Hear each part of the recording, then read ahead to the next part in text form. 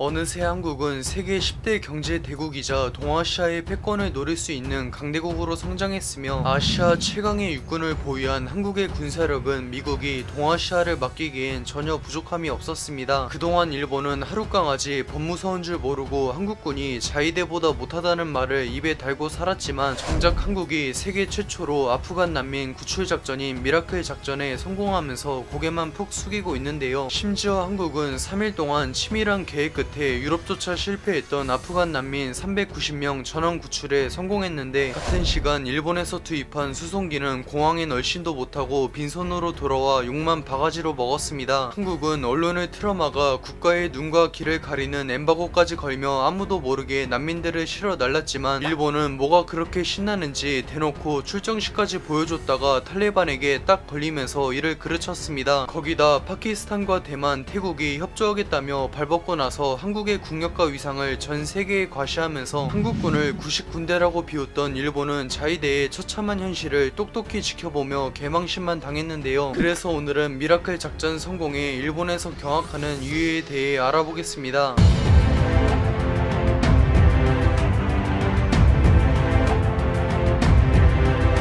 일본은 세계 5위의 막강한 군사력을 보유했는데 아시아 최강인 해자대는 말할 것도 없으며, 공자대 또한 독자적으로 자국산 스텔스기인 F3를 개발할 수 있는 만큼 결코 무시할 수 없습니다. 그러나 총이 스스로 방아쇠를 당길 수 없듯이 결국 전쟁은 무기가 아니라 사람이 하는 것이기 때문에 일본에서도 총든 회사원이라고 까이는 자위대는 혹독한 훈련을 버티는 한국군의 상대가 될 수 없는데요. 2013년 10월 훈련을 진행하던 육자대의 병사 한 명이 8구식 소총을 분실하는 대형 사고를 터뜨렸는데, 한 피 하나만 없어져도 금속 탐지기까지 동원해 눈에 불을 켜고 찾는 한국군에겐 상상도 할 수 없습니다. 그리고 육자대는 소총 하나 때문에 8만 명을 동원해 2개월 동안 수색을 진행했지만 끝내 찾지 못했으며, 보다 못한 일본 언론들은 이게 자위대의 현실이라며 제발 한국 육군을 본받으라는 일침을 가했습니다. 가만히 있으면 중간은 가는데 일본은 아시아 최강인 제7기동 군단을 보고 아직도 정신 못 차렸는지 육자대는 모든 전차와 장갑차를 동원해 한국을 어설프게 따라하다가 관객들 앞에서 체면만 구겼습니다. 십식 전차는 승무원이 패급인지 앞에 있는 목표를 맞추지도 못하고 이동 중 궤도가 종이처럼 구겨졌는데, K2 전차는 시속 70km로 이동하다가 움직이는 표적 3개를 연달아 맞추면서 일본과는 격이 다른데요. 비슷한 예로 석유가 썩어 넘치는 사우디군은 장비만 보면 과장 좀 보태 미군이라 해도 믿을 정도인데, 한국 공군도 59대밖에 없는 F-15를 265대나 보유하고 있으며 지금도 장난감 고르듯이 사들이고 있습니다. 그러나 사우디군은 전투만 벌어지면 바로 도망갈 정도로 답이 없어 한국군에 훈련을 요청할 정도인데, 아니나 다를까 군대도 아닌 후티 반군에게 털리면서 군기가 얼마나 중요한지 몸소 증명하고 있습니다. 반면 한국은 연평도 포격전과 서부 전선 포격 사태에서 북한군의 기습적인 포격에도 물러서긴커녕 K9 자주포까지 끌고 와 북한군을 모조리 쓸어버리며 한 번만 더 개기면 죽여버리겠다고 경고했는데요. 무엇보다 전 국민이 매의 눈으로 지켜보며 시간이 지날수록 문제가 조금이나마 개선되는 한국군과는 달리, 자위대는 섬나라 특유의 폐쇄성 때문에 문제가 드러나면 감추려고만 들며 이를 개선할 의지도 없습니다. 창설 이후 75년 동안 실전을 치러본 적도 없으면서 틈만 나면 일본 경찰과 싸우기 바쁘던 자위대와는 달리, 한국군은 베트남 전쟁과 걸프전, 아프가니스탄 전쟁에 참전하며 실전 경험을 넘치도록 쌓았습니다. 특히 베트남 전쟁에서 한국군은 100대 1이라는 믿기지 않는 교환비를 보여주며 그야말로 무쌍을 찍었는데, 짜빈동 전투에서 북베트남군은 3000명의 병력으로 한국군 290명이 주둔하는 군기지에 쳐들어왔는데요. 아예 전차까지 끌고 온 북베트남 군이었으나 한국군의 거침없는 반격에 수백 명의 사상자와 함께 참패했는데, 오죽하면 짜빈동 전투 이후로 호치민이 직접 한국군의 털끝도 건드리지 말라고 신신당부할 정도였습니다. 2011년 아덴만의 여명에서도 한국의 UDT는 아시아 최초로 해상 인질 구출 작전에 성공했는데, 단 한 명의 사망자도 없이 해적들을 전원 사살하면서 한국의 특수부대는 세계 최고로 인정받고 있습니다. 8월 15일 끝내 아프가니스탄이 멸망하자 난민들은 비행기에 매달리면서까지 서방으로 탈출하고 있으며, 한국과 일본 모두 난민들을 구하기 위한 구출 작전을 진행했지만 결과는 천국과 지옥 수준으로 달랐는데요. 우선 한국은 생존성이 뛰어난 C-130 수송기 2대를 미사일을 투입해 탈레반의 지대공 미사일을 감쪽같이 뚫었으며 공군 특수부대인 CCT는 위험을 무릅쓰고 시내까지 들어가 난민들을 한 명도 빠짐없이 수송기에 태웠습니다. 이후 우리 일행은 파키스탄에서 대기하던 공중 급우기인 시그너스로 갈아타고 한국으로 귀국하면서 한국은 미국과 유럽은 엄두도 내지 못했던 아프간 난민 구출 작전에 성공한 유일한 나라가 되었습니다. 그런데 일본은 난민들에게 탈레반이 두 눈 시퍼렇게 뜨고 지키는 카불 공항까지 알아서 오라고 전하면서 3일 동안 단 한 명도 구출하지 못했으며 오히려 자국인 기자 한 명을 버리고 돌아올 수밖에 없었는데요. 무려 2주 전부터 치밀하게 작전을 계획한 한국과 비교했을 때 일본은 차라리 아는 것만 못했으며 자위대의 현실을 깨달은 일본에선 한국군에 자신들을 지켜달라고 하자는 의견마저 나오고 있습니다. 이번 아프간 난민 구출 작전으로 한국은 일본과는 달리 절대 친구를 버리지 않는다는 메시지를 보냈으며 국제사회도 대한민국이 선진국으로서의 품격을 전 세계에 보여줬다며 열렬히 찬양하고 있는데요. 한때 한국은 도움을 받아야만 했지만 이제는 다른 나라의 국민을 지켜줄 수 있는 강대국이 되었으며 대한민국은 지금에 만족하지 않고 전 세계의 평화를 주도하는 그날까지 계속 나아갈 것입니다. 시청해주셔서 감사합니다. 즐거운 저녁 보내세요.